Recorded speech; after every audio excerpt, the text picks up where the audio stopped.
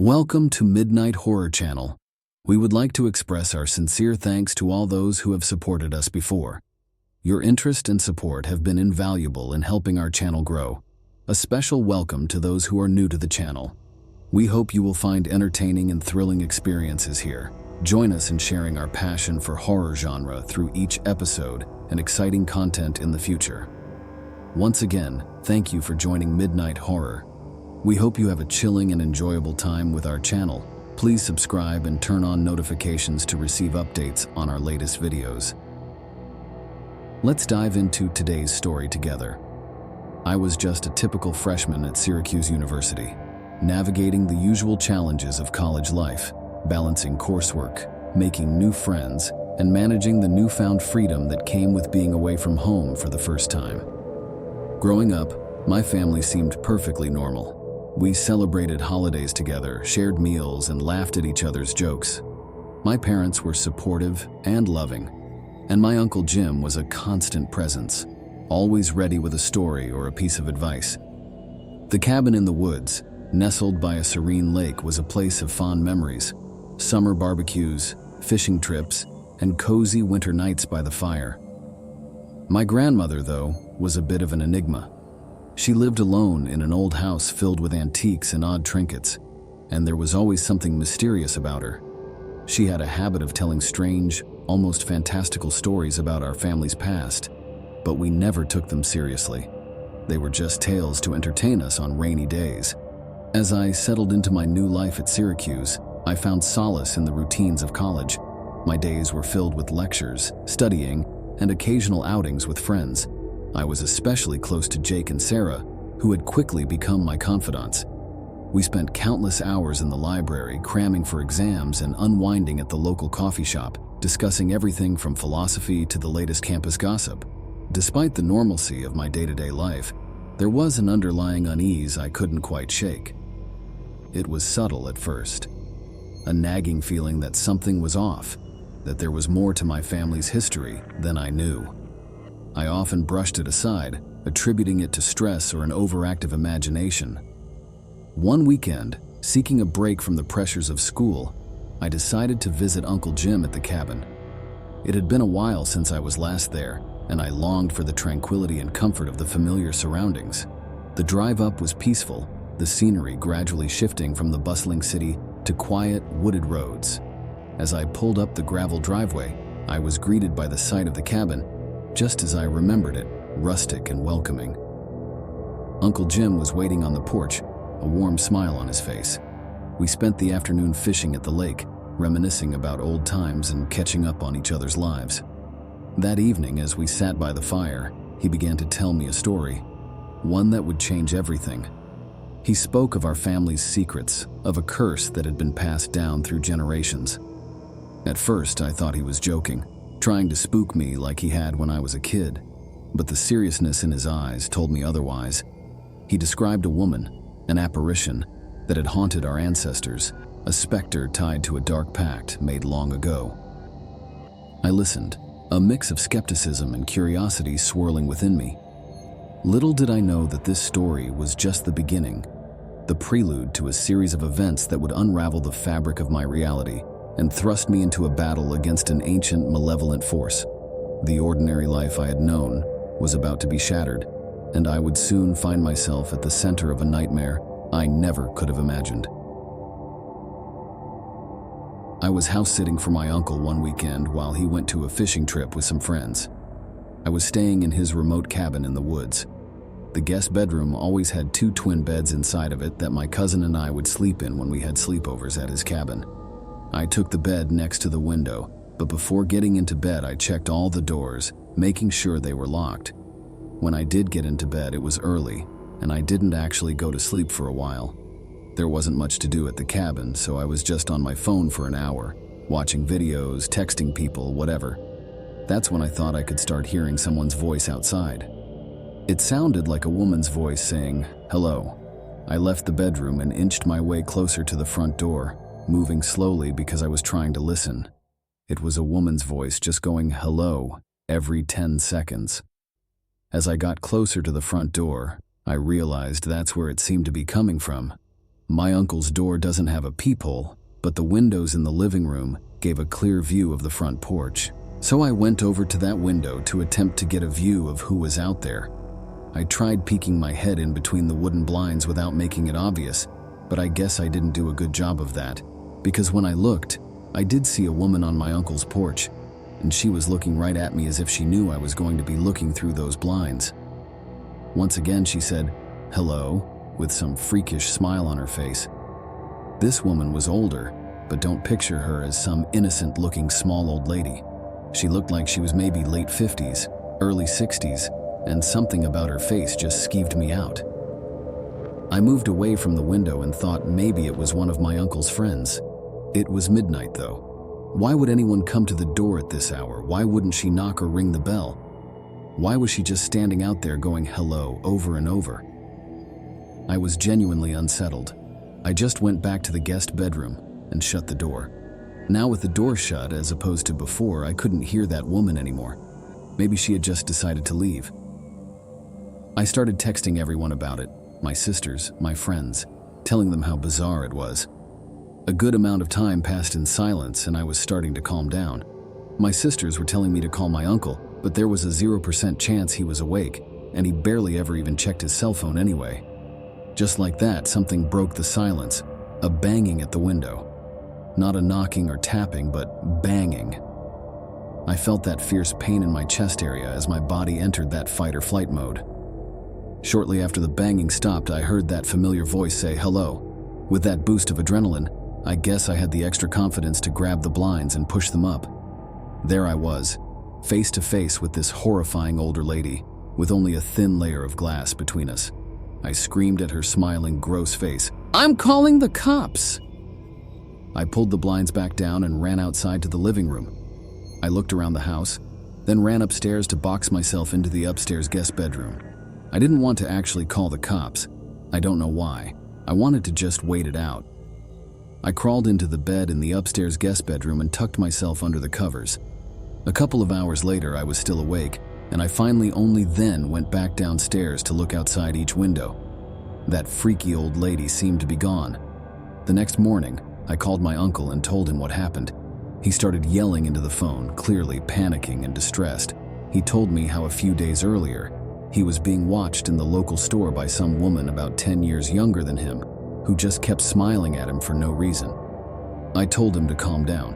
I didn't entirely know whether to correlate the two or not, but when we eventually got off the phone with each other, I did have to give it a second thought. My uncle is 75. He has lost a bit of his wits, so I do have to take some of the things he says with a grain of salt.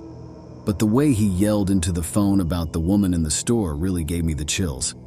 I still wonder if it could have been the same person. My name is Nicholas, currently a freshman at Syracuse University, which doesn't exactly sit in the safest area. I just went through a breakup with my first girlfriend, so I was feeling pretty down. The eerie experience at my uncle's cabin had been haunting my thoughts, making it hard to focus on anything else. One evening, as I was walking back to my dorm after a late study session at the library, I felt a strange sense of being watched. Every time I turned around, there was no one there. I brushed it off, attributing it to my overactive imagination fueled by the recent creepy encounter. However, as I approached my dorm building, I noticed a figure standing under a streetlight a few yards away. It was an older woman, her face hidden in the shadows. My heart skipped a beat as I quickly swiped my keycard and rushed inside. Over the next few days, the feeling of being watched intensified. I started seeing glimpses of the woman in various places around campus, outside my lecture hall, near the dining hall, even in the reflection of the glass doors at the student union. Each time she seemed to vanish as soon as I tried to get a closer look.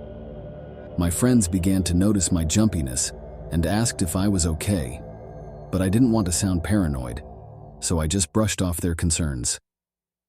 One night, as I was studying in my dorm room, I heard a faint tapping on my window. My room was on the 3rd floor, so it was impossible for anyone to be outside. I cautiously approached the window and peeked through the blinds. To my horror, the same woman from my uncle's cabin was standing on the fire escape, smiling up at me. Her eyes were wide with a disturbing intensity that sent chills down my spine. I stumbled back, knocking over my desk chair in the process. I grabbed my phone and called campus security, stammering out an explanation of the intruder. They arrived within minutes, but by the time they checked the fire escape, the woman was gone. The security officer assured me they would keep an eye out and suggested I stay with a friend for the night. I packed a bag and went to my friend Jake's room, too shaken to stay alone. The next morning, I received a call from my uncle. He sounded frantic, asking if I was okay and if I'd seen the woman again. I told him everything that had happened since I left the cabin. There was a long pause on the other end of the line before he spoke again. "Nicholas, I need to tell you something.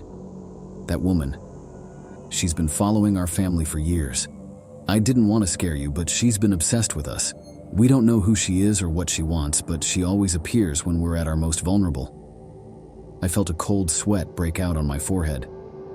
"What do you mean, obsessed? How long has this been going on?" "Since before you were born. She first appeared when your mother was a child. We thought she went away, but she always comes back. Nicholas, you need to be careful. She won't stop until she gets what she's after." The line went dead, and I was left staring at my phone in disbelief. I spent the next few days constantly looking over my shoulder, barely able to focus on my classes. The woman didn't appear again, but the fear of her presence lingered. One night, as I was walking back to my dorm from a late-night study session, I felt that familiar sense of being watched. I quickened my pace, my heart pounding in my chest. I was almost at the entrance when I felt a hand on my shoulder. I spun around, ready to defend myself, but there was no one there. I turned back to the door and froze.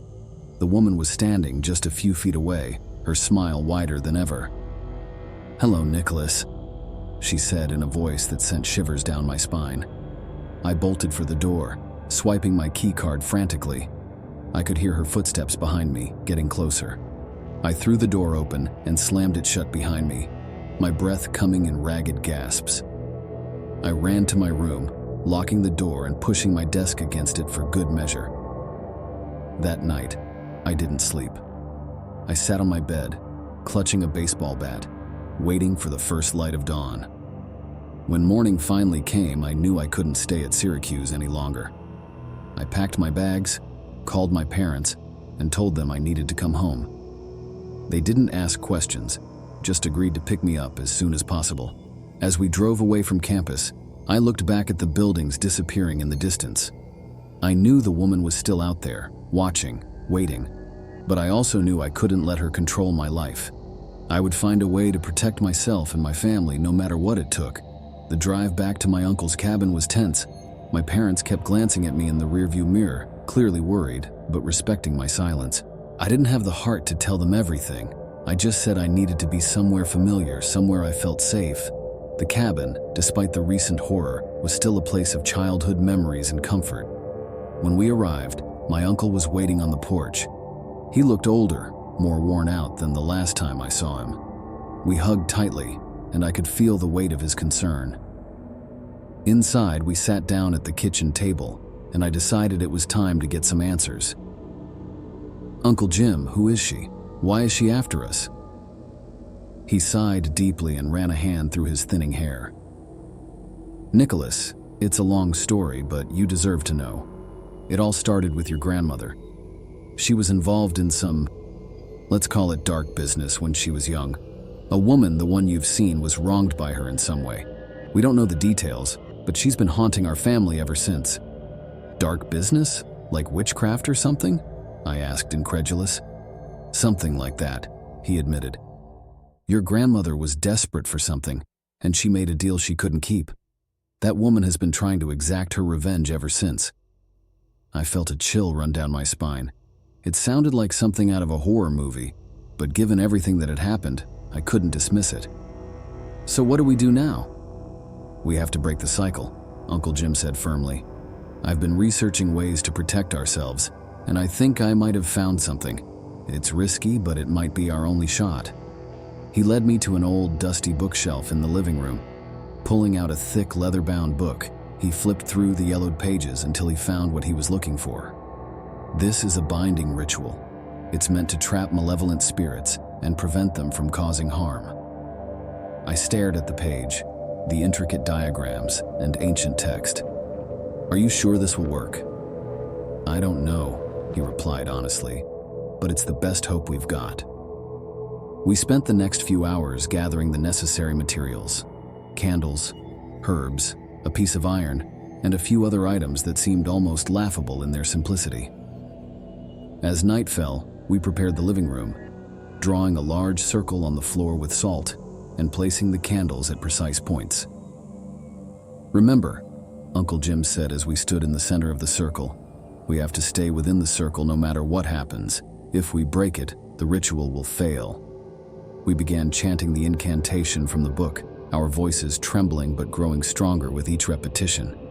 The air around us grew colder, and the flames of the candles flickered violently. Suddenly, the front door burst open, and there she was, the woman, her face twisted in fury. "Do you think you can stop me?" she hissed, stepping toward the circle. "Keep chanting," Uncle Jim shouted, his voice breaking with fear and determination. She reached the edge of the circle and shrieked in pain as if an invisible barrier held her back. Her eyes bore into mine, and for a moment I felt an overwhelming urge to step out of the protection of the circle. But I held firm, focusing on the incantation. The woman threw her head back and let out a blood-curdling scream. The candles extinguished, plunging the room into darkness. I could hear her moving around us, her voice echoing with threats and promises of pain. But we kept chanting, our voices the only light in the oppressive darkness. Then, as quickly as it started, it was over. The room fell silent and the oppressive weight lifted. We cautiously looked around, and the woman was gone. The candles flickered back to life, casting a warm, reassuring glow. "Did it work?" I asked, my voice barely a whisper. Uncle Jim nodded, tears of relief in his eyes. "I think it did." We collapsed onto the floor, exhausted but hopeful. For the first time in a long time, I felt a sense of peace. The woman was gone, and we had our lives back. But I knew it wasn't over. We had to remain vigilant, always aware of the darkness that once haunted us. In the days that followed, I returned to Syracuse, determined to finish my studies and move on with my life. The memories of that night at the cabin stayed with me, a reminder of the strength and resilience within our family. And though I never saw the woman again, I knew she was out there, somewhere, waiting. But I also knew that we were ready for her, whenever she decided to return. Although we thought we had banished the woman for good, strange things began happening in the weeks following the ritual. At first it was small, easily dismissible occurrences. Books falling off shelves, lights flickering, and cold drafts in rooms with closed windows. But as time went on, the incidents grew more unsettling. One night, as I was studying in my dorm room, I heard a faint whispering. I couldn't make out the words, but the tone was urgent and desperate. I looked around, trying to find the source, but the room was empty. The whispering continued, growing louder and more insistent. I grabbed my phone and recorded the sound, hoping to analyze it later. When I played it back, the whispering was gone, replaced by a low, menacing hum. Disturbed, I decided to visit the campus library to clear my mind. As I walked through the dark, quiet corridors, I felt a sudden drop in temperature. My breath condensed in the air, forming small clouds. I turned a corner and saw a figure standing at the end of the hallway. It was the woman, her eyes glowing with a malevolent light. I blinked and she was gone, leaving me questioning my sanity. Back at the cabin, my uncle reported similar experiences. He often heard footsteps in the attic, despite it being empty. Doors would creak open and slam shut on their own. One night, he woke up to find the words, "Hello, Nicholas," scrawled in the dust on his bedroom mirror. I decided to confide in my friends Jake and Sarah, who had always been supportive. They suggested we perform another ritual, this time to cleanse and protect both the cabin and my dorm room. We gathered research from various sources, focusing on purification and warding off malevolent spirits. On a chilly Saturday, we drove to the cabin armed with sage, salt, and various protective charms. My uncle was skeptical but agreed to participate. We began by lighting the sage and moving through each room, letting the smoke cleanse the space. We chanted protective incantations, sprinkling salt along the doorways and windows. As we moved to the attic, the air grew colder, and we heard a low growl. "Stay together," Jake whispered. We formed a tight circle, holding hands and chanting louder. The growl intensified, shaking the walls around us. Suddenly, the woman appeared in the corner, her face twisted with rage. "You cannot escape me," she snarled. We continued chanting, our voices trembling but steady. The woman lunged at us, but an invisible barrier seemed to hold her back. She screamed in frustration, her form flickering like a malfunctioning hologram. With one final deafening shriek, she vanished, leaving us breathless and shaken. "Did it work?" Sarah asked, her voice barely audible. "I think so," I replied, though uncertainty gnawed at me. We completed the ritual, feeling a sense of tentative relief. The cabin felt lighter, as if a heavy weight had been lifted. We returned to Syracuse, performing a similar cleansing in my dorm room. For a while, things seemed to calm down. The strange noises and sightings stopped, and I began to relax.